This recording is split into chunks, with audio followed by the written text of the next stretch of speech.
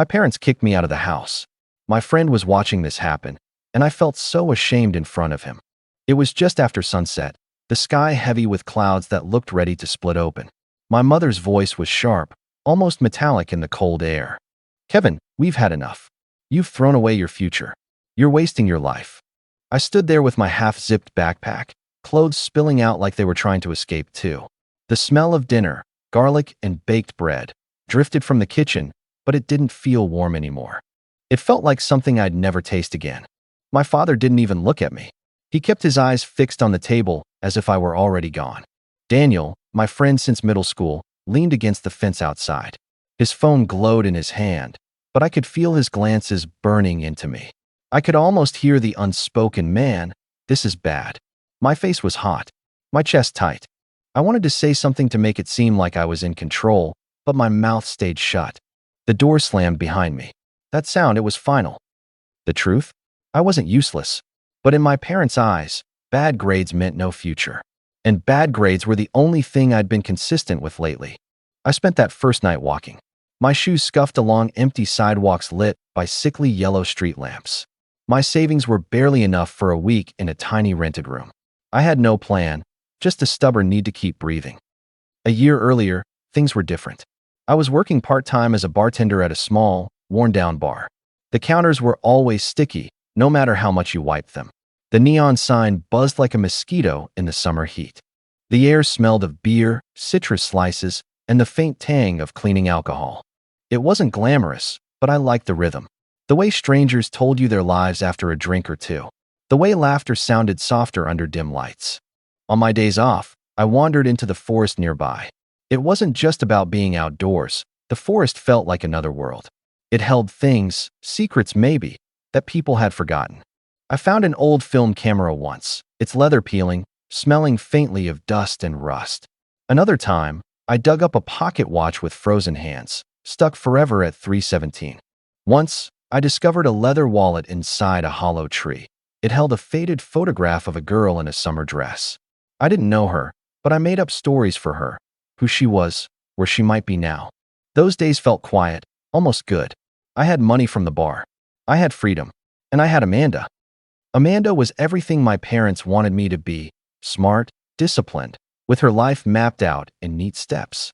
Straight A's, debate team, perfect posture. Her dark hair framed her face like something out of a photograph that people keep in a wallet for years. We'd sit in a cafe after my shifts.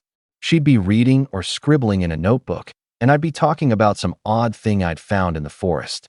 She'd smile, but there was always that glint in her eyes, like she was trying to figure out if I'd ever grow up.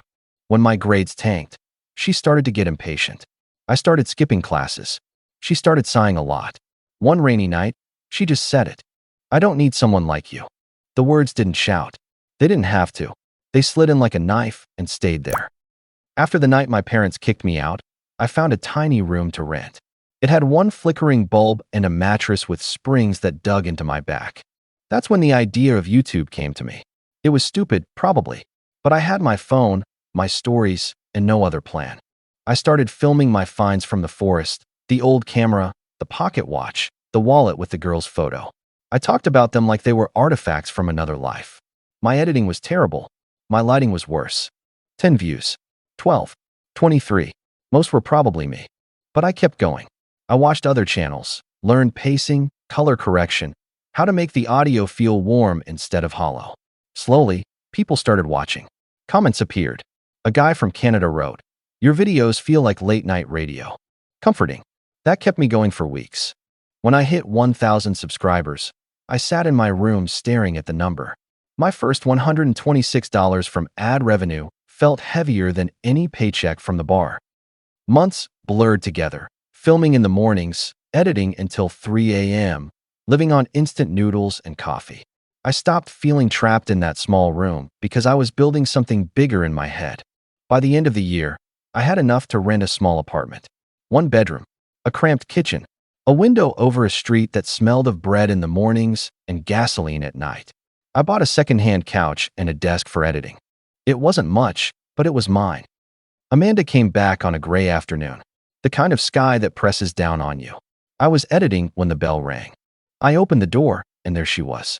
Same face, same voice, but her eyes were heavier now. Behind her stood two people, her parents, I guessed. They hovered like shadows. Kevin, she said softly. Can we talk? She stepped inside without waiting for me to answer. I need your help, she said. Take me back. And take my family too. I didn't speak right away. I remembered the cafe, the rain on the windows, her saying she didn't need someone like me. I remembered the nights I'd eaten nothing but instant noodles, the mornings when my fingers ached from editing. I made coffee. We sat at my table. She told me her father had lost his job. Their rent had doubled. They'd been living between relatives. She looked at me like I was the last door she could knock on. I wanted to say yes. I wanted to let her in and pretend the past didn't exist. But that version of me, the one who would have said yes without thinking, was gone. I'll help you find somewhere, I said finally. I'll pay for a few months' rent. But you can't live here. Not like this. Her eyes filled with something, maybe regret, maybe relief. She nodded slowly and stood up. She didn't look back as she left. That night, I sat by the window listening to the rain. I thought about how easy it would have been to give in. But easy doesn't make you stronger. I wasn't the boy who'd been kicked out, standing on the sidewalk with shame burning his cheeks. I was Kevin, and I'd built something worth protecting.